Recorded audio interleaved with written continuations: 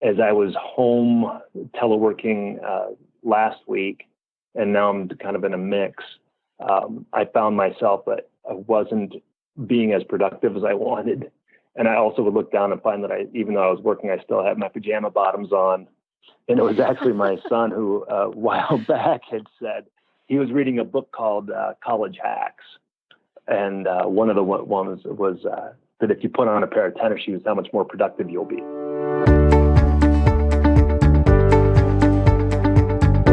Welcome to the Good Life Coach podcast. I am your host, Michelle Lamoureux. The intention of this show is to awaken you to your fullest potential. Join me each week for inspiring interviews to elevate an area of your life, as well as interviews with women entrepreneurs who are creating success on their own terms. Each episode provides actionable tips to guide you to design a life you love. Hey there, it's Michelle, and today we have a little bit of a different format for the show. I'm jumping right in with my friend Chris Conley, who served as a former Coast Guard officer and helicopter pilot of over 25 years. He conducted rescue and law enforcement operations from the Caribbean to Kodiak, Alaska, and Southern California. He led the Department of Defense effort for security and law enforcement development in Africa, managed $60 million in funds, and directed 52 projects to equip and train African partners to enhance regional security and governance. Chris also is a National Security Fellow at Stanford University's Hoover Institution. When did you graduate that, Chris? That was in 2016. Okay. He has a Master's of Arts in National Security and Strategic Studies from the Naval War College. Goodness, you have such credentials here. I've known you, so I should say I've known Chris for 25 years. This is so fun for me to know your background more. Master of Science, Instructional Systems Design, University of South Alabama, and you got your Bachelor of Science in the U.S. Coast Guard Academy. Now, in addition, you were stationed in Mobile, Alabama when Hurricane Katrina struck and conducted helicopter rescues after the storm passed, and your crew saved 144 people. And we're going to get into some more operations that you did and lives that were saved. Now, the reason I invited Chris on was we were just chatting the other day, and he was sharing some of the strategies from being in the military that's been serving him while working from home and trying to get his two boys, focused. And I was like, oh, this is really interesting, and it might actually help other people. I know that Admiral McRaven had done not a TED Talk, it turned into one, I think, but it was a commencement speech, which got people making their beds. It became a New York Times bestseller, and I'll link that in the show notes. And I thought there is so much we can be learning from the discipline that anyone in the military has had to focus on, and how to apply that maybe to our lives now, because structure is critical right now for peace of mind. So welcome to the show, Chris. I'm so happy you're here today. Well, thanks, Michelle. It's great to talk to you, and I appreciate the introduction. As we were talking about earlier, this really stemmed from the coronavirus and all of these stay-at-home orders that are going in around the country. And even it must have been a couple of weeks ago when a lot of this first started taking shape, that I just remember sitting around the kitchen with my wife and the boys, and we just had this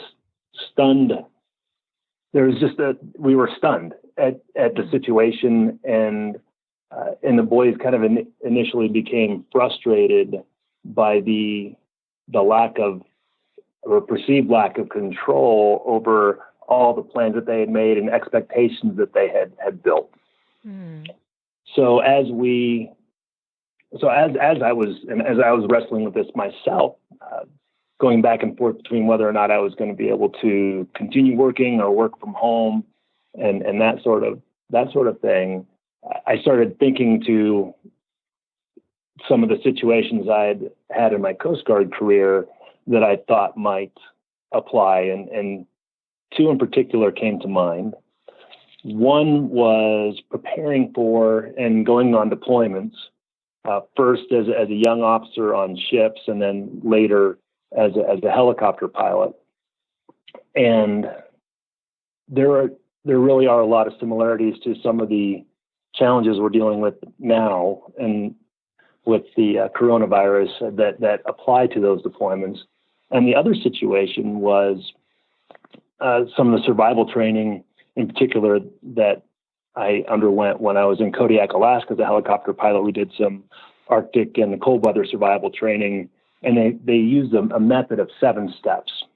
So we'll get into the strategies, but I'd love people to know your story a little bit more. Tell us where you have lived, because when you're in the Coast Guard, you've had to pick up and move like every 2 years. I don't remember you staying any place longer than maybe 3 or 4 years.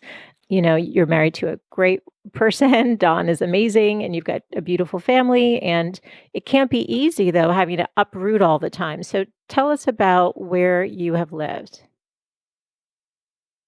Sure. Well, and just to echo the we've been married for be coming up on 16 years here in May, and in those 16 years, and we've been here now settled in retirement for a couple of years, but in those 16 years, I think we moved 7 different times.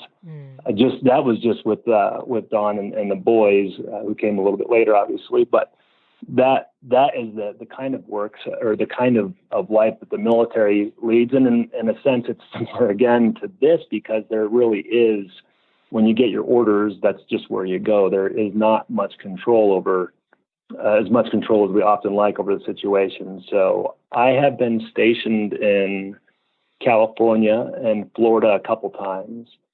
Mobile, Alabama, that was the longest tour that we had. That was 4 years as an instructor pilot there. We were in Newport, Rhode Island for a short time, Colorado Springs, San Diego, and Los Angeles. And then I was up at Palo Alto away from the family for a year. And we finished up actually in Germany, of all places. And that's, as you talked about, some of the work I did in Africa. That was where that work took place. Right. So you were based in Germany, but your region, your territory that you were focused on was Africa. That's correct. Yep. Yeah. Okay. So you've had quite a lot of experiences, and as you shared, your family's been along for at least for 16 years when you started your family, or at least Dawn, your wife, has been along for the ride for all of it. And you said something that's critical. I think a lot of there's the mind does not like uncertainty, and everything right now is so uncertain. And so you talked about, there's a lack of control when you're assigned where you're going to live. You don't have a choice. You may be able to put in your top 3 choices, but you may not get any of those. Isn't that true? That's right. And it's interesting. And this happens with assignments. And if you talk to people, other people in the military, in your mind, before you know exactly where you're headed, you have an idea of something that you'd like. And then, regardless of whether you get the answer from the assignment officer that you want, as soon as you know and you have certainty, you immediately start mentally adjusting to that and planning for it. And I've had it happen before where we thought we were headed one place, and you start to mentally prepare, and it was not on the top of our list. And then maybe a few weeks later, I got the call that we were getting something at the very top of our list. And even with that, this is just to show you how the mind works. So there was just a little bit of disappointment, because I had already mentally made the adjustment and was looking forward to, and had found ways to find good things about the place that we were heading. And so when I found out we were going to our number one choice, which was San Diego in this case, there was just a little bit of disappointment. Didn't last very long, but it's that to shift the mind is really hard in that scenario, even when you're going from someplace you didn't think you wanted to go to a place that you absolutely wanted to go. And I'm a California native, so there's a lot of family and roots there that made that a great choice for us. Totally. And, I remember when you were stationed in Kodiak, Alaska, and I remember you telling me about a training you had to go through, and it sounded like I don't know that many people could survive that. Could you talk about, was that when you were in Kodiak where you had to go for, I forget, like 3 weeks, like live with like very little food? I don't know. It was like they put you through some hardcore training to make sure you could really survive like a They huge did. disaster. Fortunately, it wasn't. Yeah. Fortunately, it wasn't quite 3 weeks. Okay. In my But mind. Okay. and this How is where long we was it? did. No, no, that's okay. I probably made it sound like that because that's how it felt. So it's probably on my description where that falls apart. But no, it was a short time, but it was really impactful. Okay. How many days was it Because and what did you have to do? Because I remember. okay, it was. I think it was 3 days, 2 nights, Okay. So I took 3 days and in and my mind I we made it three went weeks. and. But we went in and there was no food and no shelter. We were allowed to have basically what we would have in a helicopter if we had to uh, land in an emergency situation somewhere and be on our own without anything except what we had on our person and what was in the helicopter. And fortunately, there was some equipment there, but it really was made to focus you on these 7 steps.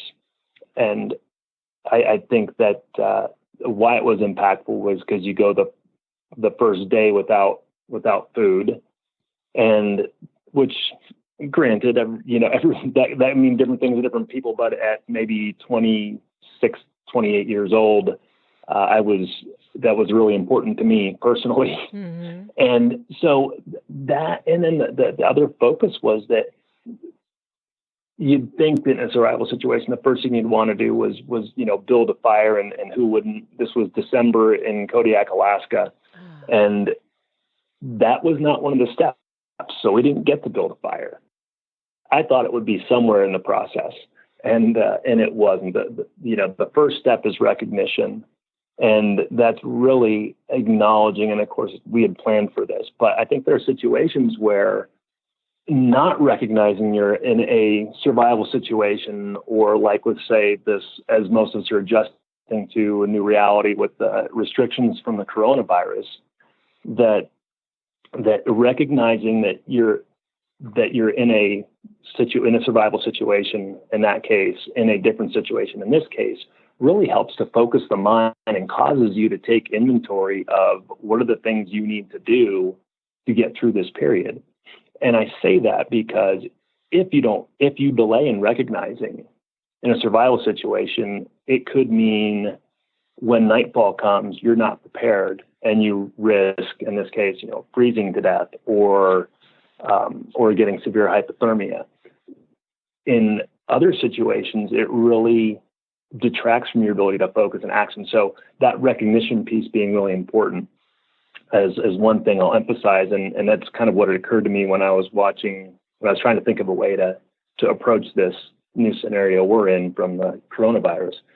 The second thing, like I said, is I thought at some point there would be a fire involved, and some place to warm yourself, something to do, but that really wasn't one of the key things, because it's not necessary, and it just really focuses you in the wrong direction. And I'll say that most people would think of this, I think, in a survival situation, is it ends up taking effort that you really need to put elsewhere. And the other thing is, once you have that fire built, now you are required to maintain it, and it keeps you from doing other things. So I guess that first day was one of trying to just build a shelter and get through the first night without any of the benefits of food or warmth, really. Wow. And in December in Kodiak, how many hours of daylight did you have? Oh, good question. So that's a good point. There was probably 7 hours of daylight, I would think, about that time of year. Mm-hmm. 7 or 8, or maybe 6 to 7 hours of daylight. So there was some, but it's amazing when you don't have the comforts of home how long an evening will seem when the sun goes down at 4 or 5 in the afternoon and it's not coming up until 8 or 9 the next morning. Wow. And how many guys were with you? And I'm assuming it was all guys, but maybe it wasn't. No, we had a mix, and just because the Coast Guard's very lots of men and women in the Coast Guard and at the aviation units in particular. But we had a mix. I think we had a team. Maybe we had 30 altogether, and we were probably broken into teams of 10, I think, or something like that. Okay. And so you said that you were given 7 survival strategies. Is that before you were set out on these 3 days? Is that right? They were given to you? Right. We did take we took some classroom training, and this was the method that they'd adopted. Obviously, there's a lot of different ways to go through, and I'm sure that there are survival experts out there who might argue, the merits of any one particular system. But ours were the 7, and I said I really remember the first. I remember this. I remember the last one, and that there was no fire involved. So let's get into this. So the first one was recognition. Right. Okay. And then the second one that was, if I remember right, was inventory and first aid assessment. Right. So that's that initial triage of, okay, what is the health and safety of everybody, and what is everything that we have to help us through this. Well, and that of course makes me think of people just like stockpiling on everything right now, because when you're uncertain, right? And maybe people they're recognizing we're in something new, a new normal that doesn't feel normal, but there's no way to assess how long it's going to be and what the impact is going to be on families and communities. So I think part of it is common sense to stock up because we're being told to do it, and then part of it is fear, and then the extreme versions of that we're seeing, right? I would think so, and that might be instinctive. And of course, there's a little bit of I think we probably have a little bit of herd mentality going on as well. Well, if this is flying off the shelves, then I probably need some. Right. Whether we've actually thought about how much of it, what we need, or how much of it we need ourselves. And as I talk about survival in this, I just do want to emphasize that I know that and I have friends whose parents have this virus, and they're literally struggling for their lives. So it's not really to discount. This is a way of looking at it for those of us who hopefully are not dramatically affected directly with an actual, we're trying to survive a disease. But right, so I did want to bring that up. No, I'm so glad you did. This is about, maybe what parallels can be made, or what strategies you could take from survival training and what you had to do, and apply them. But I'm so sorry to hear that you have parents who they're on ventilators right now, Chris? I've got one that is in whose friend's a dear friend, and I know his father from my time at the academy, who is he's in hospice right now. So it's not even sure how that will work out. Is it from But our prayers are with him, and it is, yep. Oh man! And can anyone go see him right now? I think there's limited contact, and he's at his home. And my friend was telling me that he's right now set up in their favorite room in the house, and that they can be nearby, but there's not contact, to my understanding. That's part of this that seems so just not human. It's like we are, touch and hugs and contact and being close. I think that's partially what's driving a lot of pain, sadness, fear, anxiety. Is there's a woman that I interviewed on my podcast who wrote a book of poetry, and the woman that took the photographs for the book, they had partnered on it, is pregnant in the hospital with twins, and she went to go get checked out because something wasn't right, I guess, and they've kept her. So she's not due to deliver for another month, and she still, as it is, has to deliver at 34 weeks. So it's their first babies, and they're twins, and her husband nobody can see her, nobody can visit her. And I think to myself, you need that physical contact, you need that love, you need that. That's what we're human. That's what we thrive on, right? That's just like that closeness. And so I think that's really partially what's, like I said, so scary about this. But let's go back to what you were saying. So of the 7 steps, the first one, the recognition, how did you apply that in your home? What did you talk to your family about when you sat around the table a couple weeks ago?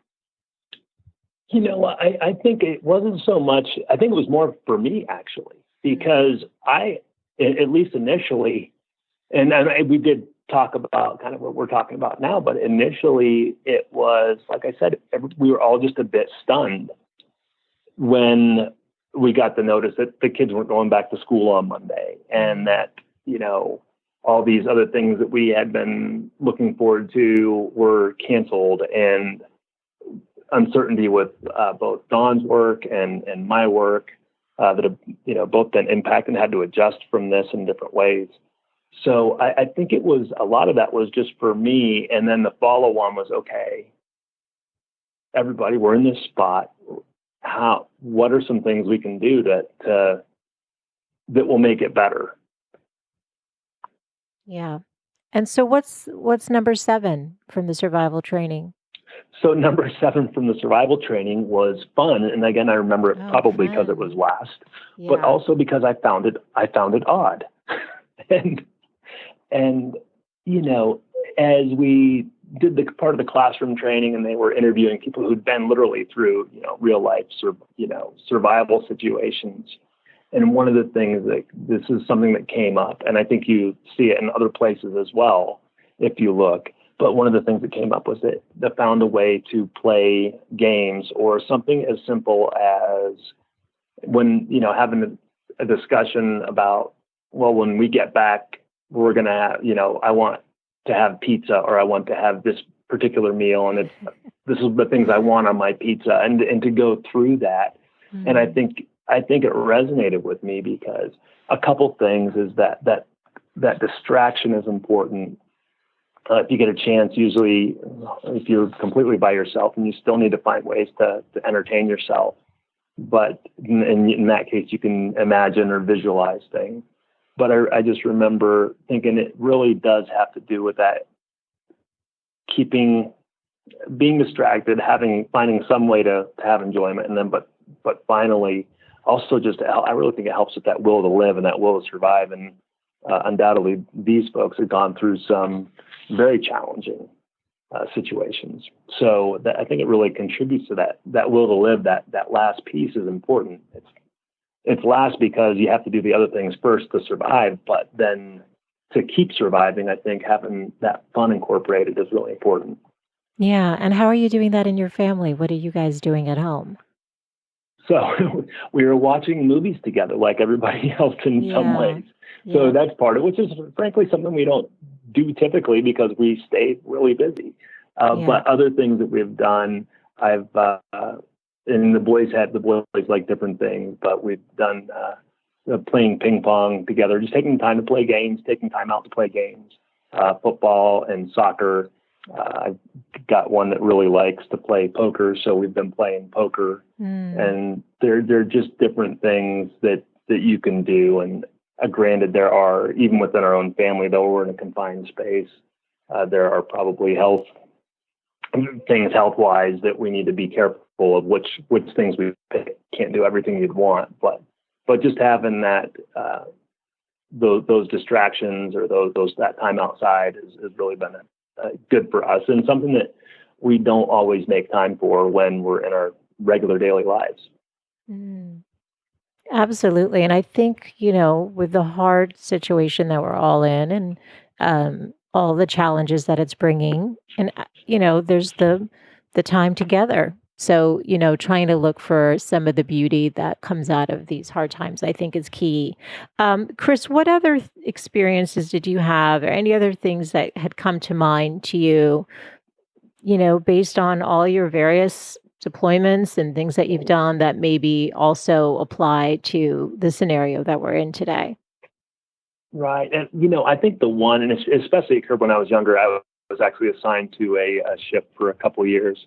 And in getting ready for deployments and then going on those deployments, it was Coast Guard ships. So I know it's not what some of the Navy folks or Army, the soldiers are used to with the length of their deployments. But all the same, when you're going to go away for a few months and up to Alaska to do boarding on fisheries or search and rescue type work, the mental aspect of both preparing, and in this case, we didn't get a chance to prepare. So that's where the two survival and then deployment scenarios kind of mix a little bit. But the preparing, but then one of the things I would say about the ship is, I mean, it's similar in the sense that you're confined, you're isolated, and this was a while ago because, so there was no email, cell phones, internet communication. So when you got underway, you really were isolated. Wow. And you actually literally would write physical letters and then maybe get a response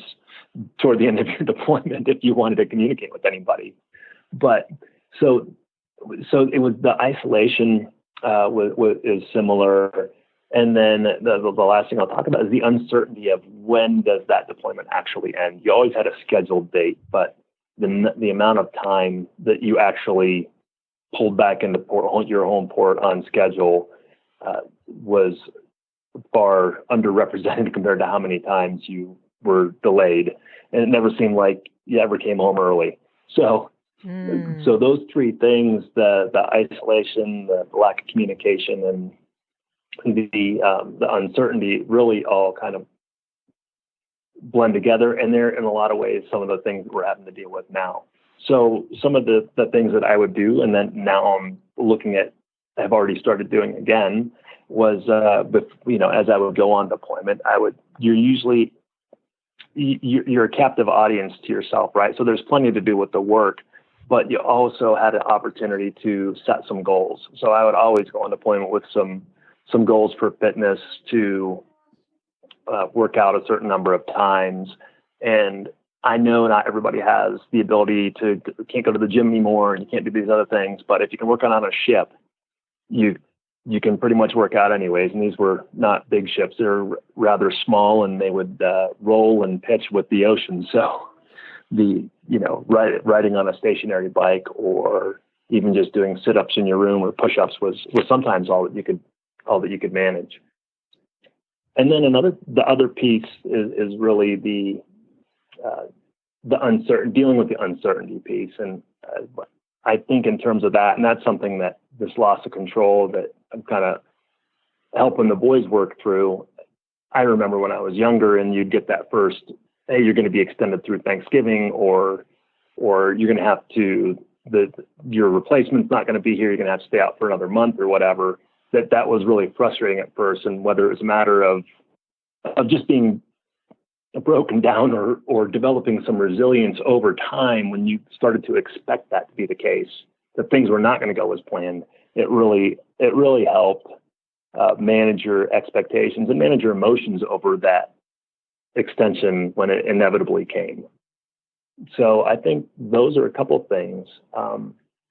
Something, and you mentioned Admiral McCraven earlier, with the make your bed part, and it was actually as I was home teleworking last week, and now I'm kind of in a mix. I found myself that I wasn't being as productive as I wanted, and I also would look down and find that even though I was working, I still had my pajama bottoms on. And it was actually my son who, a while back, had said he was reading a book called College Hacks. And one of the ones was that if you put on a pair of tennis shoes, how much more productive you'll be.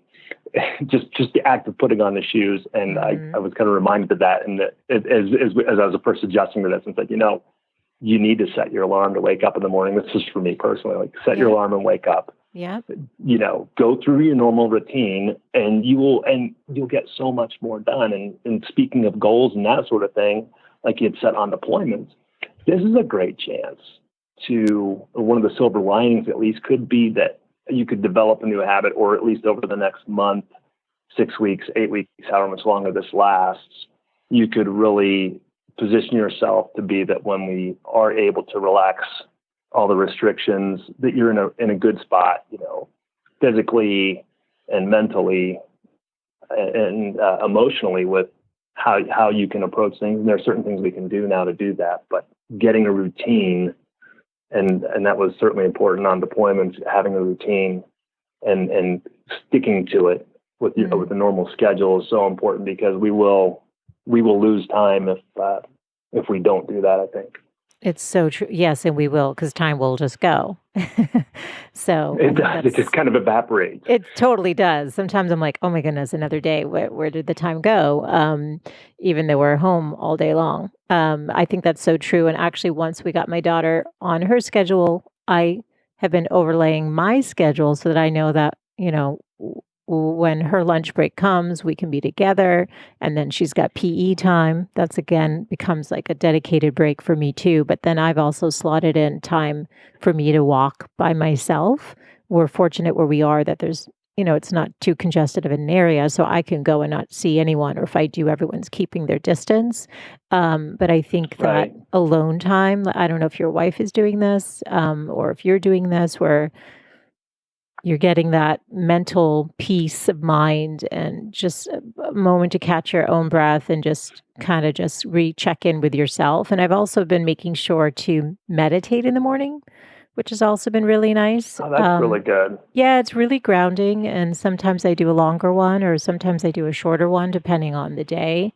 But what about the benefits of physical activity? I mean, I'm sure that was a big part of your routine. It was. I mean, and it continues now as as uh, as we go through this. But it was a big part of the routine, just because, especially again, if I go back to that confinement of a ship, that if you did not find a way to exercise over 3 months, and again at that age, 22 years old, 23 years old, you could be a different person when you come back, especially if you decided to eat all the meals. So it was. There was that aspect of, and again, looking at this, where do I want to be in 2 months? What do I Yes. want to be prepared for, so Yes. that when things go back, I can do all these other things that I really am looking forward to. That's one aspect of it. And then I just think that the mental health aspect of Yes. physical exercise, and I think we probably all need that now. And it's nice to see. I'm sure everybody's seeing it all over the country. Is that I have seen more people out walking in our neighborhood than ever before, any Mm, time of year. I mean, and we're lucky. A couple blocks over, there's a big running trails and park, and mm. kind of giant open space. And it is really, and people, like you said, people are being respectful, and I think keeping their distance for the most part, keeping their social distancing as they're Mhm. doing it. But it is amazing how much more it is than normal. And I think, again, silver lining here, maybe this is something that persists as things turn back to normal, which I think would be good for all of us. Yeah, I think we will emerge different, a new appreciation for so many things that we take for granted. And like you said, probably implementing some of these new routines that we're putting into our lives and making them part of our new normal when we're on the other side of this. But this is so good, Chris. And just can you just tell people? So you started off on the ship with the deployments, but then you flew. Can you explain what role you had? And then at the end, you were a Sure, commander, but just so sure. people have a context of your role within the Coast Guard. You bet. So I mean, I was really fortunate just to have a blessed and exciting career, and it started off on, like I said, on ships, and went to Navy flight school in Pensacola, where leaving there, I learned to fly helicopters, and then so as a young officer and new pilot, you just go through the regular progression from co-pilot to an aircraft commander, and then I was fortunate to be asked to be an instructor, and that was something I really enjoyed. And then just as you go throughout your career, more responsibility. And I think by the time I'd done a couple staff tours and some extra uh, work on degrees, I had the chance to go to San Diego, where I was operations chief there, and then commanding officer in Los Angeles, which was just a great tour. And then finished up as a captain in the Coast Guard, working in Germany and helping our partners in Africa. So that was a career, and throughout that most of that time, I did have an opportunity to fly, which I loved, and great people, great teams that we worked with, just true professionals in the Coast Guard organization. Thank you. And I mean, as your friend, but then after seeing your bio too, with all the lives saved here with the Hurricane Katrina with saving 144 people. And then it says, as chief of operations, you led some, let's see, manage risk and dynamic environments to meet critical needs for rescue and law enforcement. 1,298 operations that saved 3,476 people at sea. I can only imagine the kinds of stuff that you witnessed, but most of us aren't saving lives. And so I thank you for the service that you did.